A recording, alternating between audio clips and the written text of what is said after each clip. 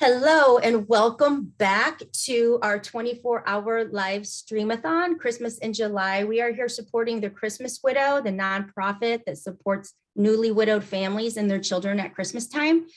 This is another guest who is part of our Circle of Hope as we come together over these 24 hours to share stories of hope, inspiration, and just be a light to this world. Meghan is, I am proud to say, she is part of the 25 under 40 2021's most charitable young professional, which is an accomplishment like all in its own. So welcome, Meghan. It is great to have you here.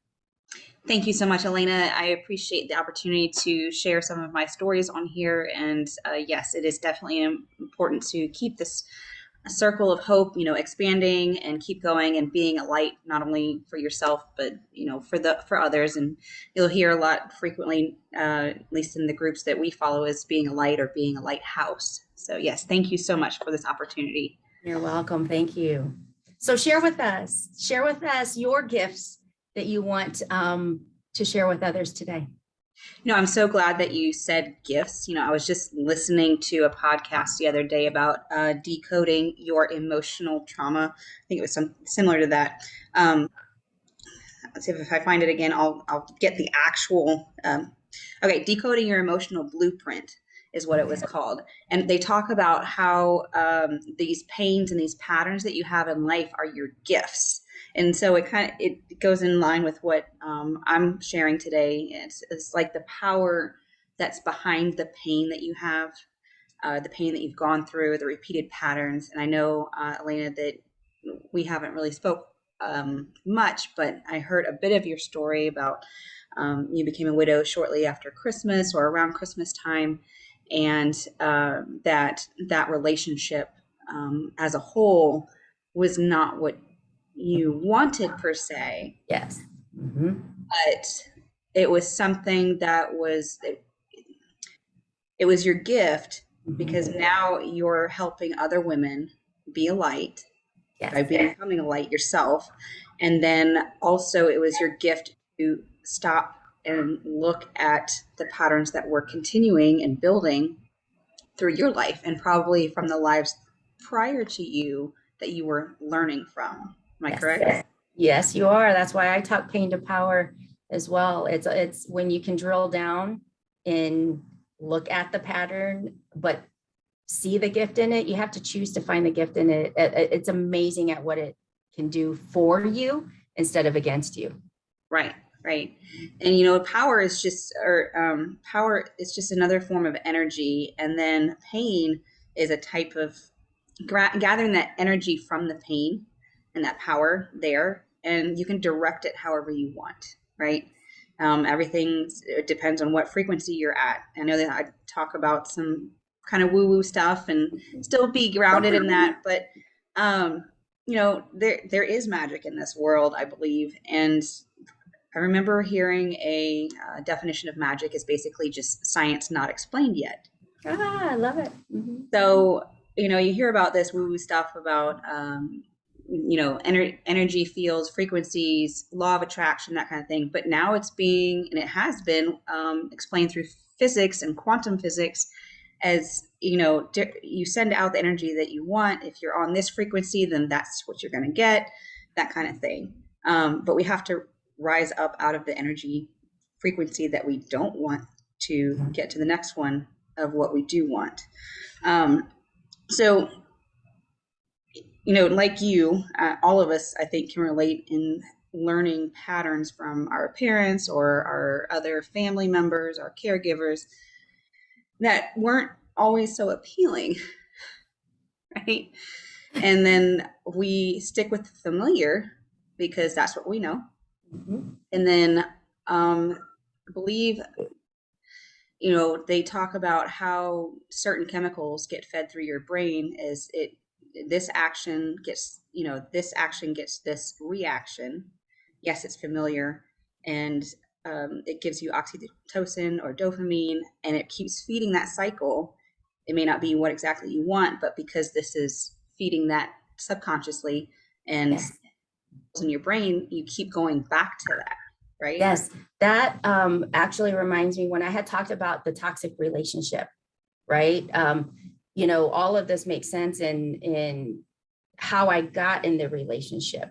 When people are like, how did I even like get here? How did I not see this? No, I saw it, but I still chose it, right? But the argument, I always talk about the fight. As much as you claim you don't enjoy it, it's familiar. So, after a couple days, you're going to fight. You're going to get that passion out in a sense. It's passionate, it's fighting, it's like energy at high level. And then we're going to ignore each other for a few days. And then we're going to make up and it's going to be like amazing. It's like, the pattern is as horrible as it is, as much as it takes you up and down, but it's familiar. And at least the familiarity is comfort rather than leaving and stepping into the unknown. So exactly what you're saying, I was in it. It was familiar, even though it didn't serve me well. And I think a lot of it has to do with, like I was saying, like our relationships with our caregivers and family that we were brought up with, and we're witnessing that type of thing, whether it be aunts, uncles, siblings, parents, whatever, or even society.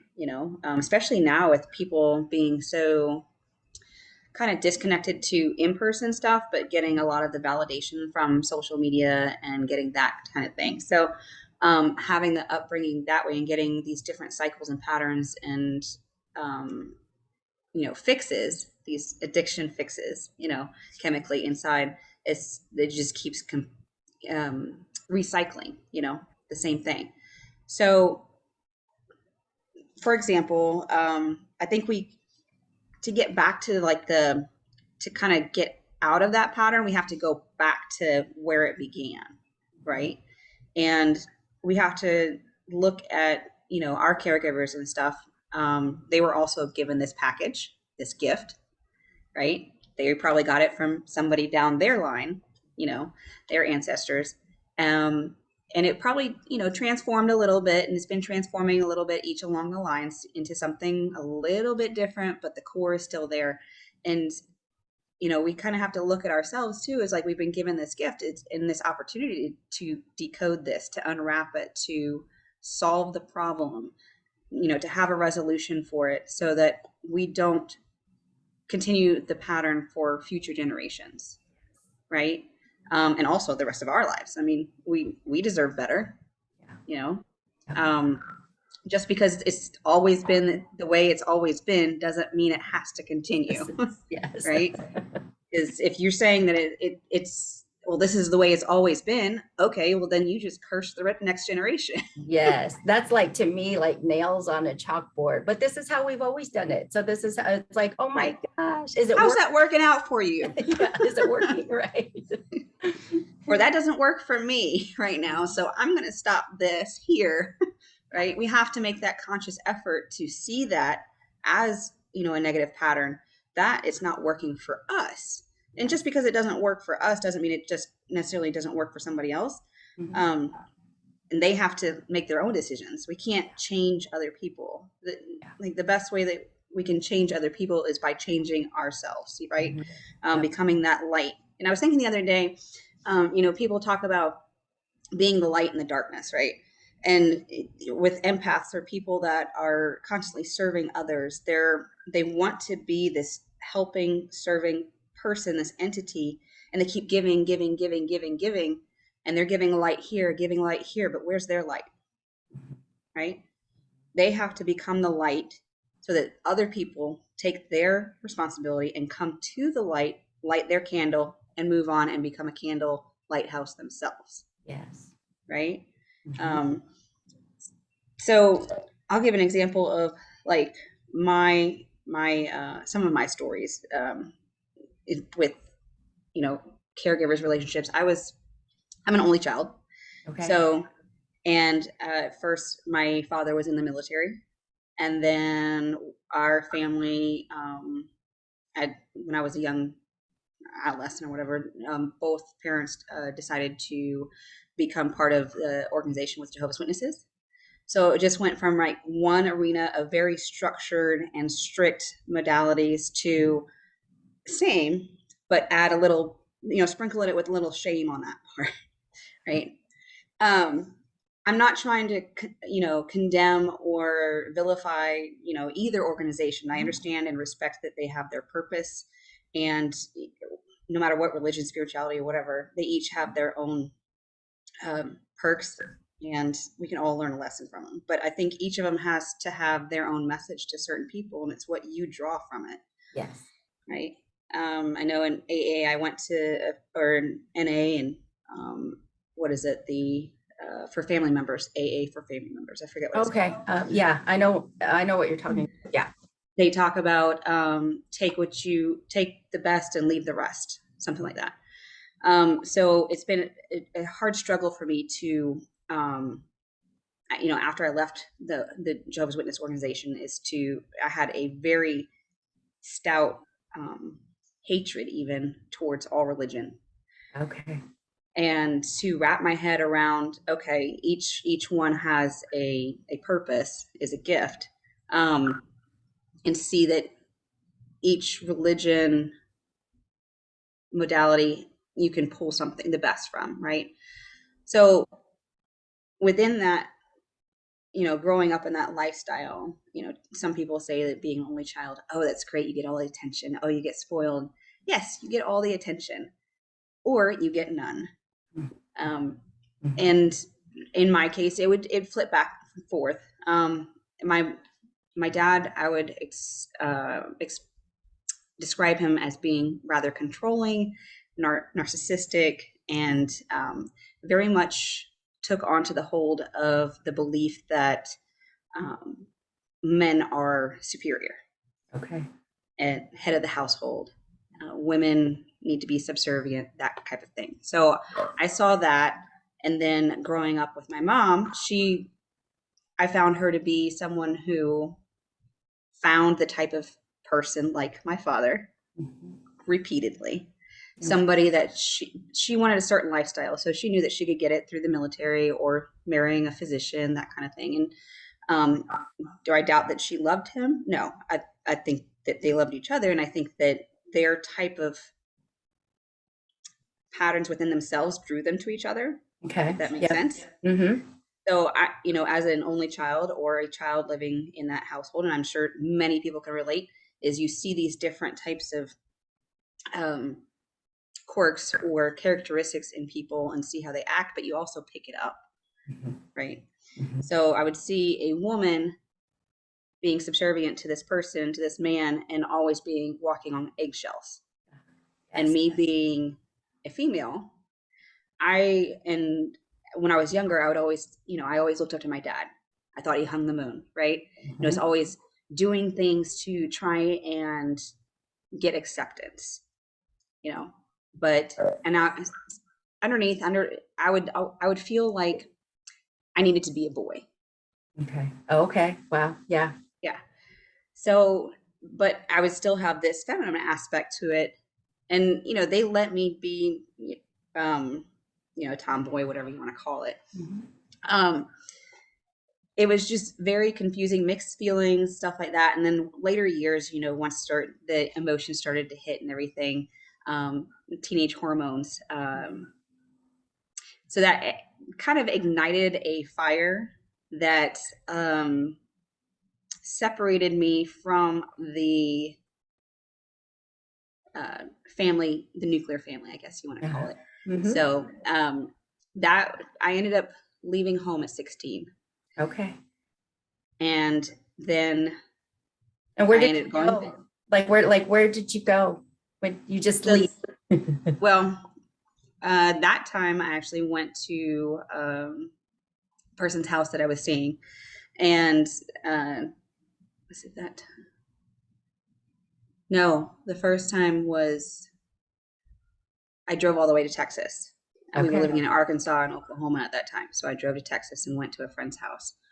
And I just wanted to get away from this. Yeah, it's crazy to hear you share this, because there's so many points we haven't discussed our personal stories, like Right. the journey. And it's like, oh my gosh, I'm seeing so many points that I can relate, because I left home my senior year of high school to go live with my boyfriend in another state. I just, I had to get out, and it stemmed from, my dad and, just issues like that. So that's where I wondered, like, where did you go? Well, the first time it was a friend's house, and it wasn't a boyfriend or anything like that, but I didn't tell anybody. And I've tried to figure out something that I tried to think of a place that nobody would really think of, but I still kind of had a little bit of support I could call. So it was funny because I ended up going 8 hours away in a different state, didn't tell anybody. And I know that I know that because I'd always wanted to move to Florida. So I knew that they would be looking for me in Florida. Well, somebody came up with an idea. Oh, well, she probably went down here. So they found me within like another 8 hours in Texas. And I ended up spending the night in JDC and waited for my dad to come get me with other people from the congregation. Wow. Um, so that leads to another point, is just like, growing up in that type of society. And then also the parents, and it's not just with this type of organization or anything, you see this out everywhere. It's like the parents keep blaming the kids, but they don't look at themselves, right? And the kid is going to, well, I did for sure, and I'm sure other people can relate, is that something's wrong with me. Okay. But something's wrong with the system too. Let me get out. Well, when they got custody of, or, brought me back to Oklahoma, instead of looking us at a whole, they put me in a mental institution Okay. for 2 weeks. But I took advantage of that because they allowed me not to talk to my parents if I didn't want to. Right. And then 2 weeks in, I'm like, okay. I was associating with different people and seeing other people suffers, different mental illness, how the mental health system works or doesn't. And after that point, and a lot of it is medication, so they put me on 5 different medications. Wow. To like just wow. Yeah, I was I just turned 16 because I was a month into, I think it was November that year. I just turned 16. I just got my license or whatever. So, yeah. And teenager, raging hormones, whatever. Yeah. So all these different things. And later on, when I was talking to a therapist about this, it's like, okay, they gave you all these different medications, and your frontal lobe, your cake wasn't fully made yet, right? So it's like baking a cake, but you're adding all these other ingredients that don't belong there. Right. Wow. And hearing that later, it was, kind of a knife to the heart kind of situation. But it's just, during that time period, I had the 5 medications. I was on a mood stabilizer for a 16-year-old female, right? Which makes sense.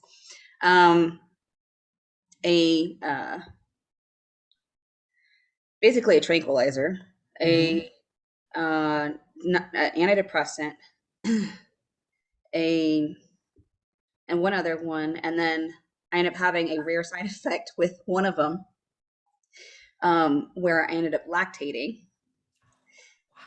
Yeah, and I was still a virgin at the time, so then I got questioned about that on top of all of this. Oh my. It was just like, and then I had to take another one to counteract one of the other side effects of a different one. So basically I was a zombie at school, and I was under control. Wow.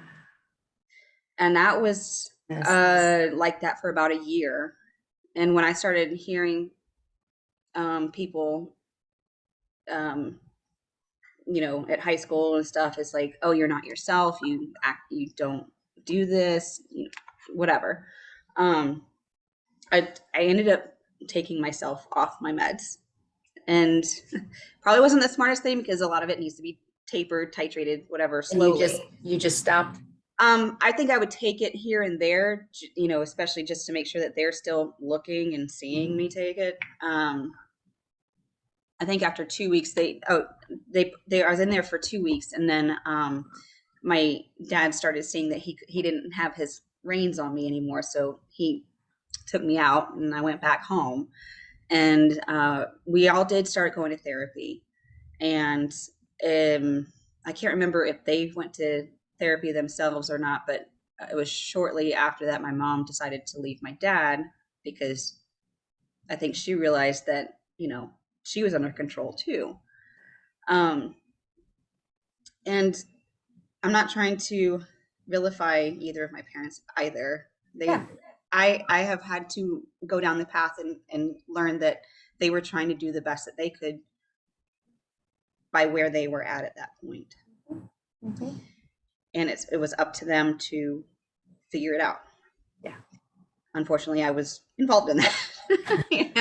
We have to, and now they had each decided their own path at that point too. One, my mom's led to her death, and then my father, we don't have a relationship, so yeah. Moving. I think that part is so important because I saw myself check out as a parent when my husband died, when the relationship was toxic, when my dad died, like it all just checked me out. I was a parent. They were alive, they were eating, they were getting to school, but was I really present? And no, the answer is no. And you fast forward this many years, and I chose to go to my children and ask for forgiveness and own the role I played in what they now deal with as growing men, figuring their way. And I think that that's a piece that a lot of parents don't do, maybe because it's their own guilt, their own shame, or I did the best I could. You do with it what you want, but that piece right there is really huge that I think a lot of people miss is we're figuring it out just as everyone else is figuring it out. But as parents, if we choose to bring lives into this world, we should step up and admit when we have freaking failed the parenting. And so that's a big piece of it. And I had to really step back and ask my own children for forgiveness, and can we heal forward? Because I did check out. So it's a hard thing when. Oh yeah, most definitely. Yeah. And it goes back to their parents too. Did their parents ask for forgiveness? Did their parents, because they obviously learned this type of lifestyle from somebody, and it was probably compounding the whole way, just like a snowball effect. And did they sit there and question, or did they just manifest it in a different light? Yeah. My dad's was alcoholism. He took his first drink at 9 years old.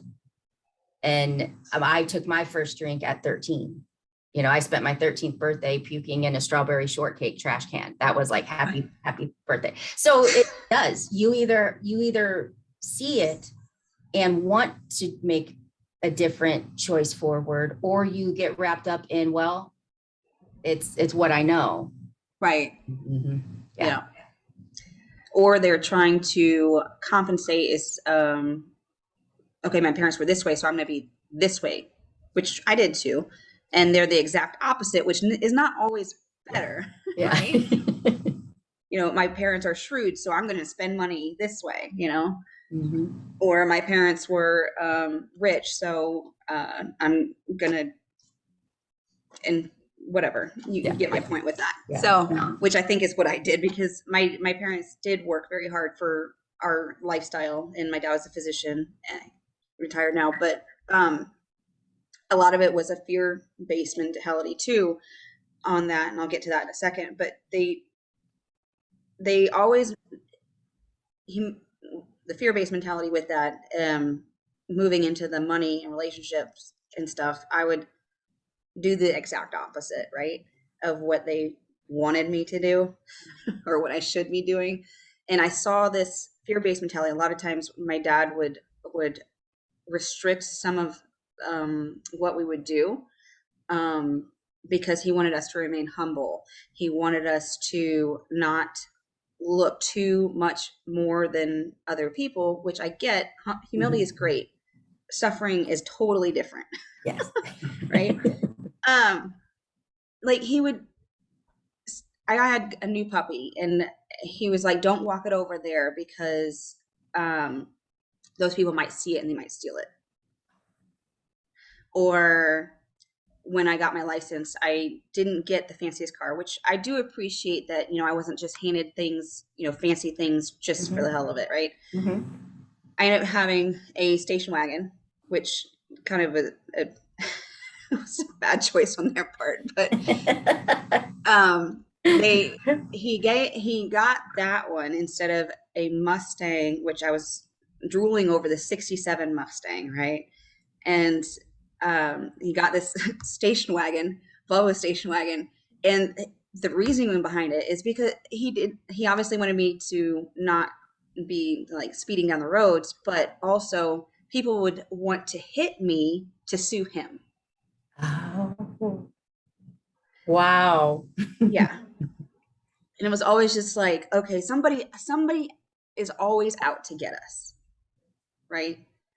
And then having the other part, my mom conceding to all of this, it's just like,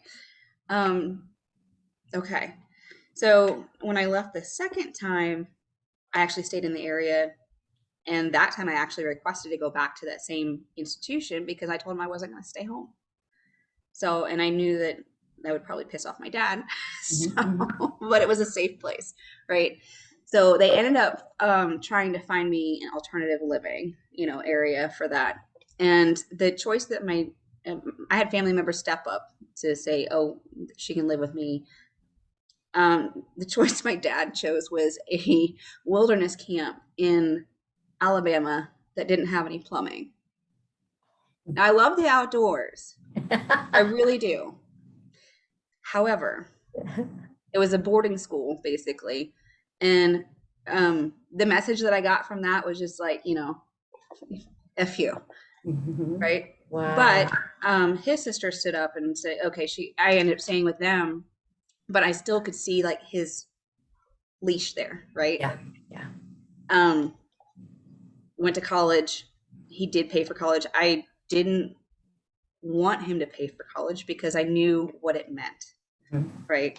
And he did give me a stipend every month for that, which I'm truly grateful for. And for 2 years, I did go to this great liberal arts college in Florida. I went to there, but again, it was still like, you got to answer. Are you going to the meetings? Are you doing this?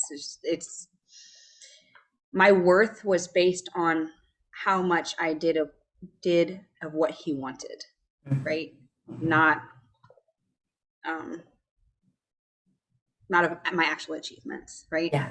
Or just being. Just being me. It may not be you, but I'm not like this most horrible person where, I would see families with children with drug addictions, and they would just hand them money and just be like, and love them unconditionally. And then I would come to him and it would be like, I have to pull this out of you, right? And at one point in time, we were going to therapy and we were talking about love, and he literally told me, he's like, love is conditional. I'm like, no, it's not. Wow. The Bible says it's not. Like, here's my resume. Do I have enough here to have your love now? Right. So trying to get that acceptance the whole time, and even up until still now to some degree, I'll admit that for sure, and especially until last year, always trying to do something to still have that link there with him. And Um, I'll give you three different examples of where I put out there to have him a part of my life, right? Um, you know, he wanted me to have a college education, so I did the college education. I did my bachelor's degree in 8 years, right? Like whatever. He didn't. He said he wasn't coming to the graduation. Wow. I ended up getting engaged. The guy actually asked for my hand in marriage, even though I didn't have a good relationship with my dad. He still asked for it. Him and I aren't together anymore, but he still asked for my hand in marriage. My dad told him he wasn't coming. Like, wow. Yeah. Wow. Last year, my dad ended up getting married, right? And it was a Zoom wedding. He didn't invite me directly. He told my cousin to send me the Zoom link because they were already conversing. He whatever. So I ended up getting online, and I was pissed about that. I was just like, oh, okay, whatever. Wow. So I get on the Zoom, right, for the wedding. All of us, and they, you know, how at weddings or even graduations or whatever, they start showing these pictures of these people's lives, you know, how they met, their lives before they met, da da da. So they go through this reel of pictures, right? And I see my aunt, my cousins, his parents, you know, my grandparents, his second wife, her kids, her grandkids, the other one, the new wife's kids and grandkids and stuff. And I was like, okay, maybe I just caught it a little bit in. It restarts. I am nowhere in that.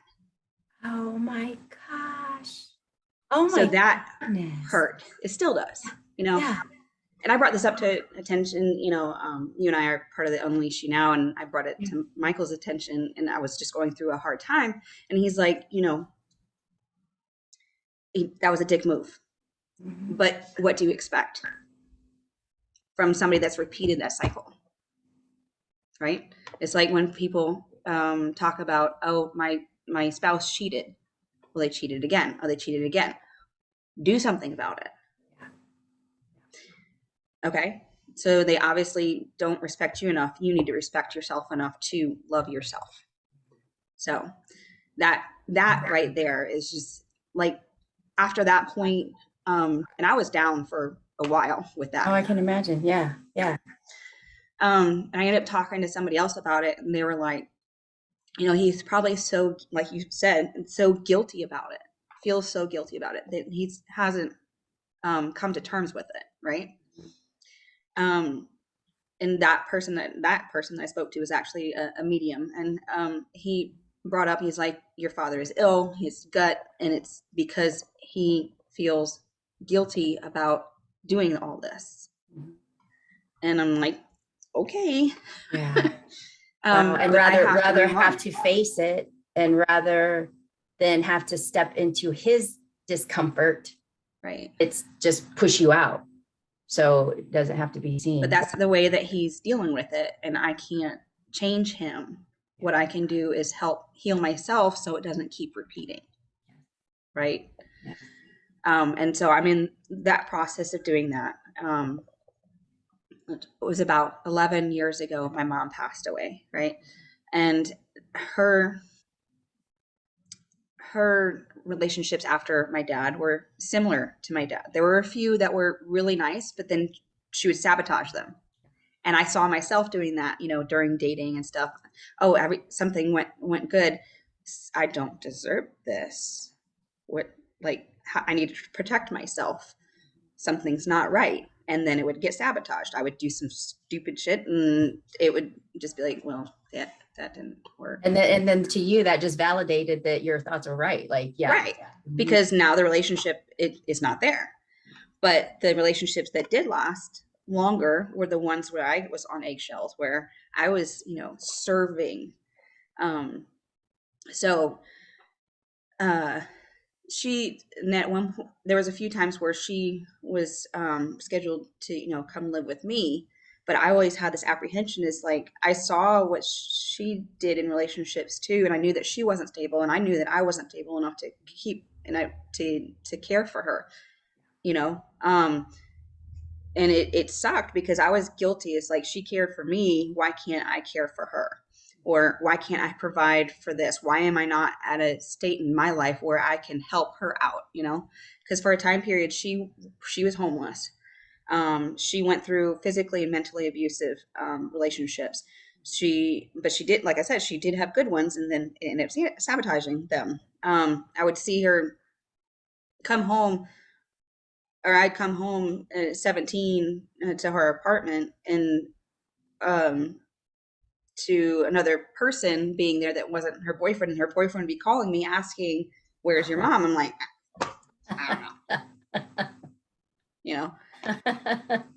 Why are you calling me? Right. Wow.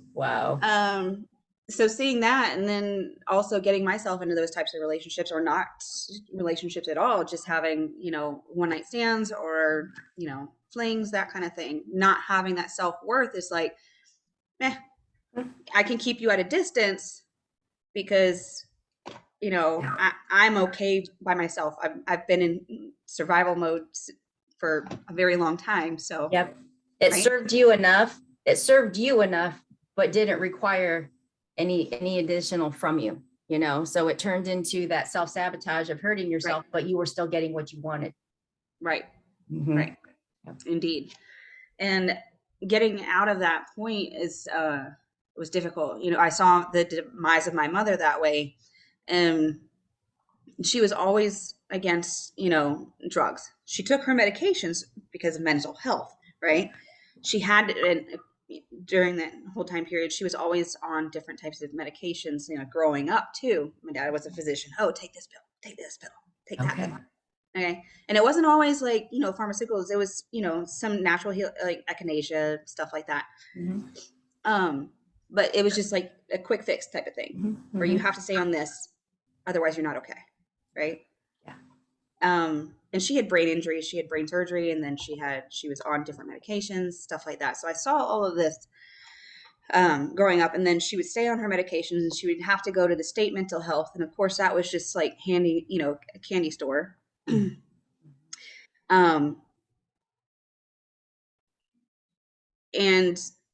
towards the end of the last 2 years of her life, she was in state mental health housing. And at the very end, because one of the side effects of one of them was very high weight gain. Okay. So she ended up becoming morbidly obese. Wow. Over this. So she felt very poor about herself. So she decided to come off of it pretty quickly. She also, because of her need to feel accepted, you know, this is my perception of it, her need to feel accepted, she would welcome different people in her life that were not for her best good. Mm-hmm.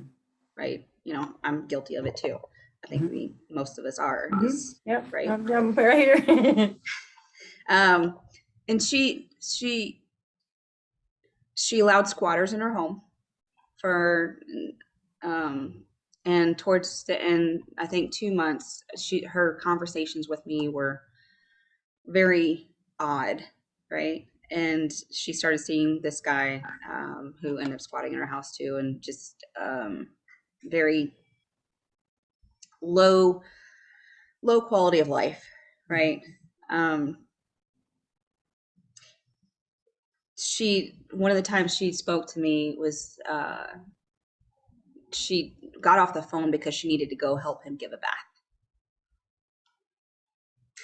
And then I think it was Mother's Day. Yeah, it was Mother's Day. We had a very odd conversation, and she's like, I need to get off the phone. I need to go get high. I'm like, high is it like pot? Like, high, what do you mean? Like, wow. You're smoking pot. I'm okay, but what else do you mean? And she's like, oh, it was just a joke. And the next day she was dead.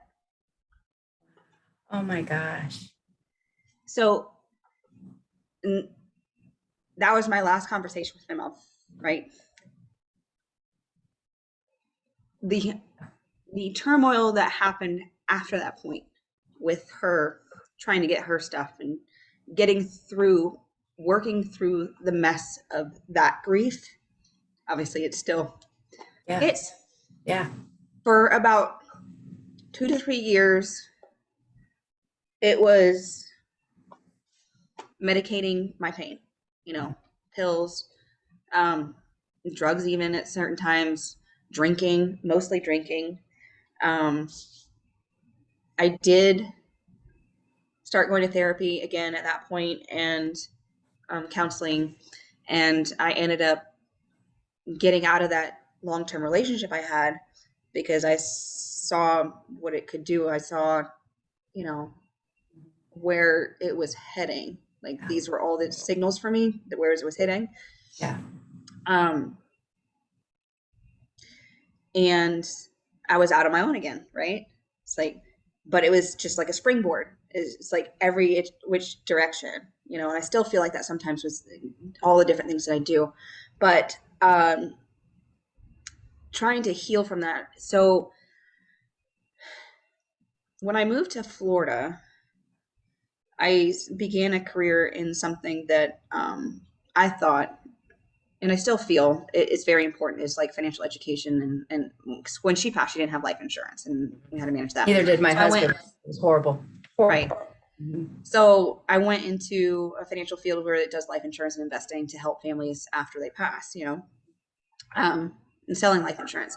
And then, I wanted to move to St. Augustine, and I did. And I started creating the life that I wanted, right? I started working more into the community. I actually started studying Buddhism, and one of their things is turning poison into medicine. So, and then I was at a very low point, very frustrated, because again, I was on my own. I don't have any blood family here, right? But I created the family I wanted, whether it be, I still had certain patterns, and I still have certain patterns that I'm still trying to fix. But another thing is, I started going on this route of self-improvement and personal development. And one of the other things with Buddhism is, like, they say everybody has their struggle. Go ask somebody else, hear their story, and understand that we all have these struggles, that we can learn from it, right? So then also get how to help yourself is to help others. So I started getting more involved with the community, and I started a system of beach cleanups, and then I tied that into turning that poison of my mom's death, which was May 9th that year. And now I create beach cleanups in remembrance of her passing. So I turned that poison into medicine on that point. And, along this personal development path too, I've come across all these podcasts and these books and stuff. And I don't know if you've been privy to The Awakened Woman by Tara Trent. I haven't. Absolutely love that book. And one of the things that she says in that book is, your dreams in life will have deeper meaning when they are tied to a greater good. Because her dream, I forget where she was in Africa, but she was wanting to move out of Africa to come to America to help more people in her community back home. Okay. So she would bury her dreams in this can underneath the tree, and it took her years to do this. But her mom told her that if it's tied to the greater good, then it's going to be more powerful, right? Mm-hmm. So she was able to complete her passions. And now she's the president of the Awakened Woman LLC, and she's written a few books, and she's able to help her community back in Africa just by, harnessing this light and this power and tying it to a greater good. How I found her was through the Marie Forleo. Have you heard of her? Mm-hmm. Everything is figure outable, right? And her thing is, like, you wouldn't have the impulse if you don't already have the goods to make it happen. So whatever dreams or goals that people have, you wouldn't have that unless you already had the tools to make it, right? Yeah. So I believe that 100%. You're already fully equipped. You just have right, to bring it. to Yeah. pull it out, you have to dig deep, and you have to go into the darkness, however you Yep. want to say it, and just like Yep. pull it out. Just keep Yep. going. It's not, and I know Adam Lattin talks about the toxic independence, which Mhm. I think all of my stories so far I've told Yeah. have Yep. shown some very good examples of the toxic independence of that. Reaching out for help. And it's still something that I still work on. Like I had an issue with my boyfriend yesterday, asking him for help with something. And I before I prefaced even asking, I was like, I feel like an ass, Yeah. even for asking. Yeah.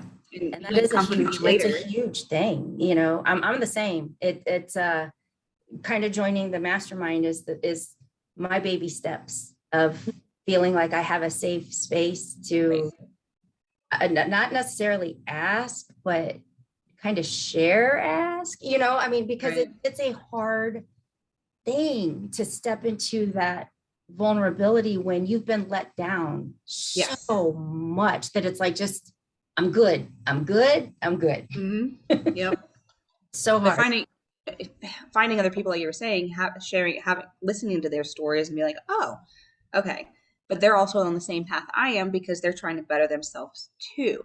Yeah. Right. It's not like somebody, that, okay, they suffered too, similar, maybe more, but they're still in the same spot. It's like, I can't help you, you know, I want to, and I've tried in the past. It's like, here's me. I want to help you.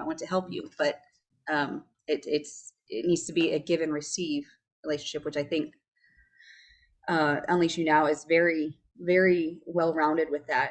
And I'm very appreciative and grateful for that, and wouldn't have met you without it either. So, Yep. and I thank you for this opportunity, and hopefully Absolutely. it sheds light and helps some other people along the way.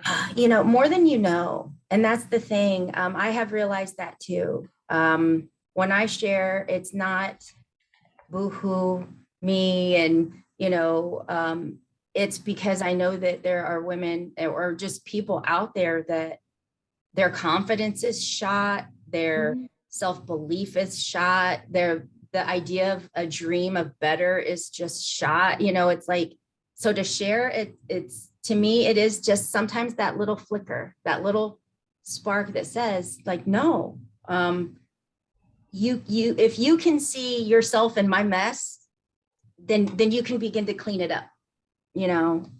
Nothing different about me than there is about you. There's nothing different about you than there is about anyone else. Our experiences are different, right? But our ability to heal and to love and to be loved and to smile and laugh, and we all deserve it. Yes. We all deserve it. And some people still don't believe they do. Yeah, you said that so eloquently and so matter of fact. Yes, thank you. Yeah, and even with the achievement that you came out with at the beginning, the 25 and under 40, and that was the most charitable young professional. I got called out on this the other day. Is like, you give to so many different charities or causes and stuff, but you don't see, like, I still don't feel like I deserve this, because I still see other people doing more than me, right? It's from, and that's my self-worth. That's still something I need to work on, right? Where I need to work on my inner voice and be like, oh, look what I did, and celebrate those wins, even if they're small. Yeah, even though it feels like today the win could be, I got up and I brushed my teeth and got out of my jammies. Go me. Yay. Right. That's actually like, it's just kind of a side note, but that's actually why I created my lipstick line, is because when my husband died, well, actually I had neck surgery.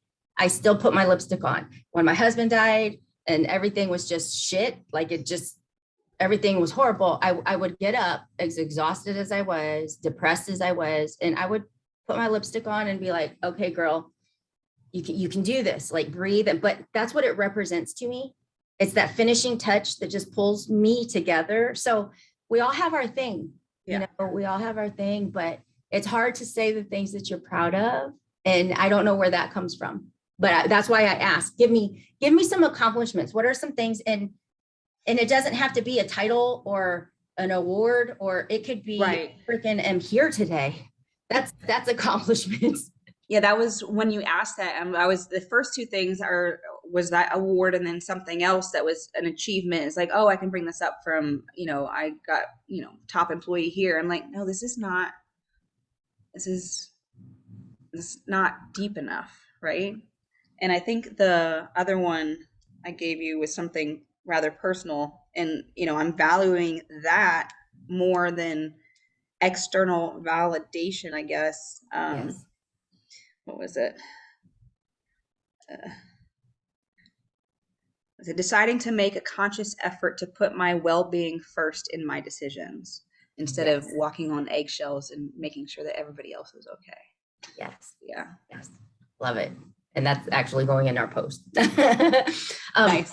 But one of the things that I like to, I'm a visual, I think we're all like visual, but do you remember Rudolph in the Island of the Misfits? Yes. Okay. And I like to consider we're all misfits. None of us is perfect. None of us are stitched seamless. I mean, it's like we have this facade of perfection. And if we don't reach that level, then, oh my gosh, we're cast aside. But if you realize every single person can live on the island of the misfits, if we deal with ourselves. Yeah. What I find the beauty in is what's your jacked up story? Like, what makes you unique, really? And I think we need to, it's my thing of what I'm trying to do here, to just remind everybody that none of us, we've created this idea of perfection, and whatever it is that we're trying to achieve, it's really just a deeper level of acceptance. And sometimes it's hard to accept ourselves. So if we can create an environment that at least says you are accepted, and when you're ready to start accepting yourself, we're already here with open arms to welcome you in. And I just think that's, so I just always think about the island of the misfits. Nice. I don't know if Todd is coming on, but he had passed out a book by Matthew Kelly where it says life is messy. And like each of us are broken to some extent, but it's putting those pieces back together and then molding them or welding them with certain beauties, right? And he gave the example of kintsugi.